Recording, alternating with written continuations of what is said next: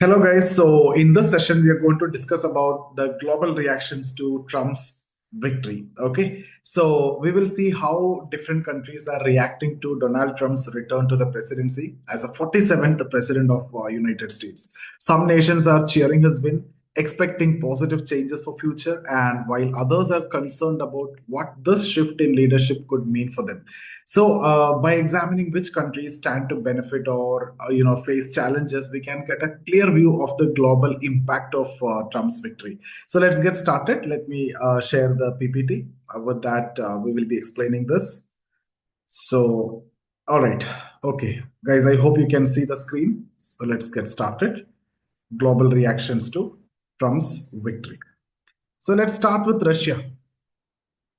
Okay, so first let's discuss Russia, where Trump's victory has been met with immense enthusiasm. Many in Russia are very hopeful that Trump will fulfill his promise to lift the sanctions, which currently impact more than 2,000 sectors in the Russian economy. So, this change could open the door for Russia's economy to recover and for India to resume defense equipment purchases from Russia. Additionally, Trump's commitment to ending the Russia-Ukraine war is seen as promising step forward.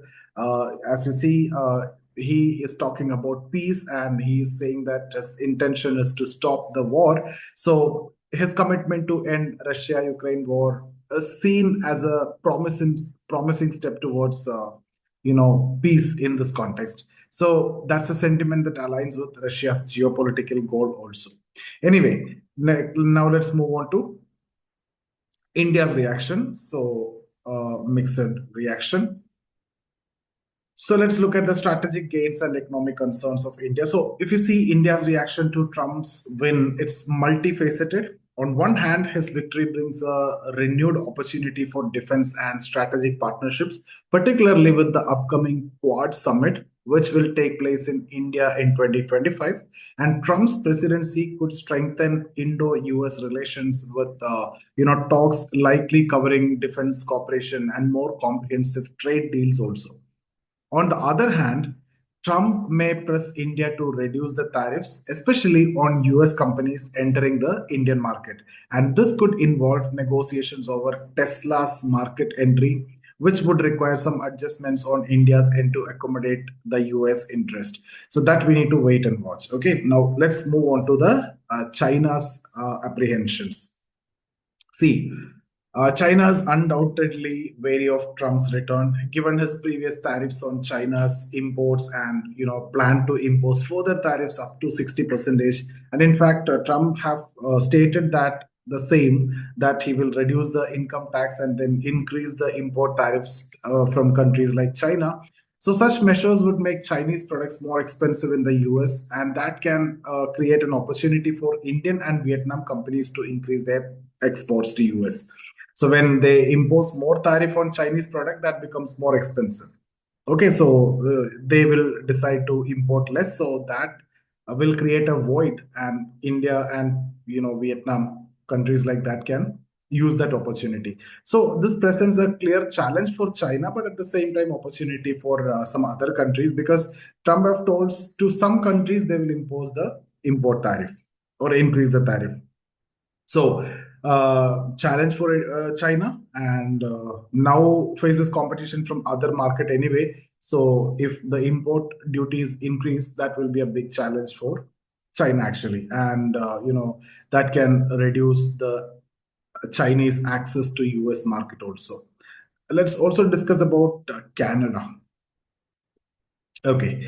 So, guys, Canada is also likely to face economic challenges due to Trump's policies, because his intention to lower the corporate taxes in US may draw Canadian investments southward. So that can weaken the Canadian dollar also. And additionally, if you see, Trump's plan to boost US oil production could reduce the global oil prices, and that will directly impact Canada's oil exports and the revenue. So these factors are projected to create financial strain for Canada also, and even the opposition leaders in Canada are calling for tax cuts to compete with the anticipated US policy shift.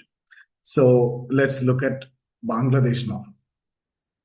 See, Bangladesh find itself in a somewhat anxious position with Trump's victory. Mohammad Yunus, a prominent figure closely linked to the US Democratic Party, may face political pressure due to his past criticism of Trump. So, the interim government in Bangladesh could face scrutiny from Trump's administration, especially regarding election transparency and democratic processes. Trump may push forth changes that could alter the political landscape in Bangladesh, and that can impact how the country moves forward in the coming years also. Let's also look at Pakistan now. So, when it comes to Pakistan, there is an interesting silence from Trump regarding the country's political situation, particularly concerning Imran Khan. And despite Trump's favorable personal view of Khan, he has not commented on the recent events there.